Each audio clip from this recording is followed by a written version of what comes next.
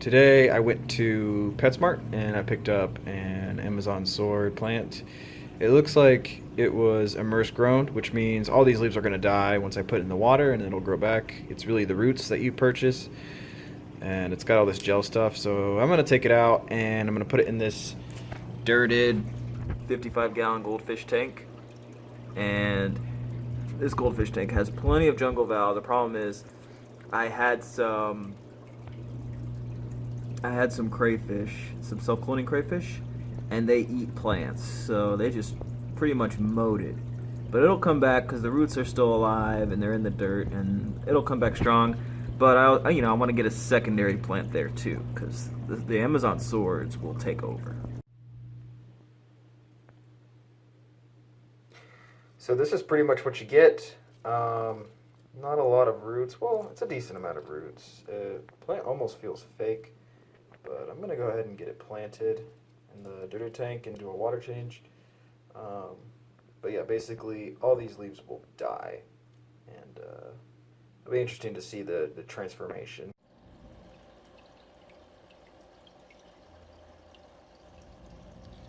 So far, plant's looking great. I'm going to be posting updates to let y'all know how the transformation goes and how it spread. There's dirt in this tank, so it's most likely just going to take over eventually and just fill the entire tank. I shouldn't even see the back wall, but I wonder how fast it's going to work, because there's also a bunch of jungle val roots seeded in this dirt, so I'm wondering how long that's going to take and which plants are going to do what. I might get some other plants as well. Any kind of rooted plant typically does well in dirted substrate.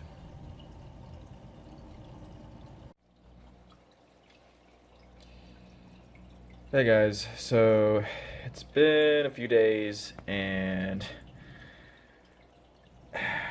this sweet girl keeps uprooting my plant that I bought.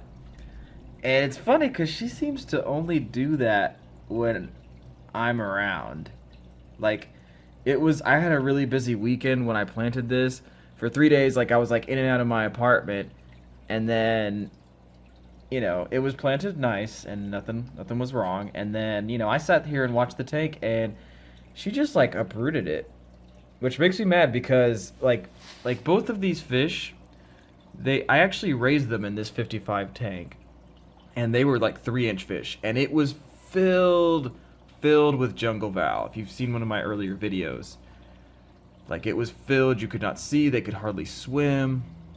Just filled with jungle val. So yeah, so I'm gonna see if I can plant this again. Oh, and I went to PetSmart in Cincinnati because I was bored, and I picked up these dry plant bulbs. They're kind of they're guaranteed to grow in 30 days. So I guess they'll send you new ones if they don't grow, and you send them the proper documentation and all that. But it's I'm getting a water lily, a water onion, and a Ponageton. The real reason I brought this is because, well, I just like saying a Ponageton, and yeah, sounds cool. I don't know if that's how you're supposed to say it, but I thought it was cool. So I'm going to try to plant these in this dirted tank. Some of the val is coming back. Oh, another thing I noticed, it's going to be hard to see, but see, you got my red cherry strip hiding because the goldfish freaked them out. But this little guy right here in the middle, that's one of those, if it'll focus, that's a marbled crayfish. And I had a colony in here and they weren't producing, so I put them outside, and plus they were eating all my jungle val. But somehow, some way, they always find a way to breed, and I don't know it. So I'm gonna try to remove this little guy at some point because I can't have him eating all my plants. But yeah, I used to have some jungle val in here, and they just mowed it down. So it's making a comeback slowly but surely. There's really deep-rooted jungle val in this tank. But Yep, so I'm going to plant this. I'm going to try to use the tweezers. If it doesn't work, it doesn't work. And we'll see how it goes. I really tried to bury it, so these guys will stop messing with it. But, so sort of made a mound there. We'll see what happens. I'm not giving up. I don't care what they do, and I'm not taking them out of here either. Now, the 3 plants I planted, 2 Aponogeton and 1 onion. You can see right there, there's kind of a mound sort of in the middle of the tank. That's where I planted the onion. Aponogeton went right there against the wall, more or less. And then in the back, it's kind of hard to see on camera, but I sort of kind of mounded it just to make sure it was buried and it's going to stay down. So the onion plant, which is here, it was harder to bury because it was like putting a football in the ground. It was a little trickier.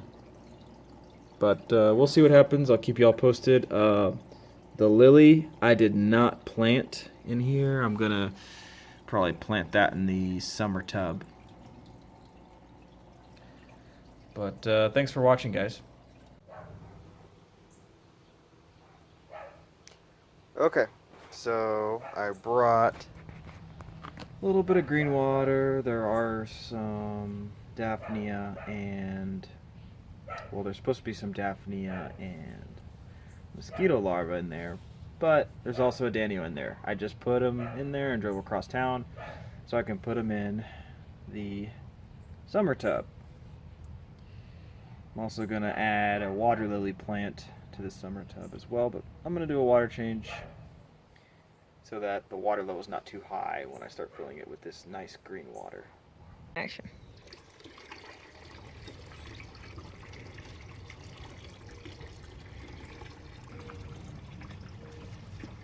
So I'm siphoning it this way so I can gently add water as to not disturb the dirt that's in here in the pots. Well, then you can see the things I'm bringing in here. Got a couple red cherry shrimp as well. So again, I'm gonna start. Got the paper in the bottom and cover up the holes. And I'm gonna start putting some dirt in like this. Now I'm gonna put the bulb in itself. So I'm just gonna kind of plant the lily bulb in here and maybe bury it a little bit. Then I'm going to put some dirt on top of that before I cap it. It's just kind of an extra measure to make sure that it stays down.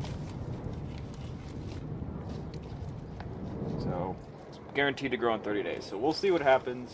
If not, I'm not going to be too bent out of shape.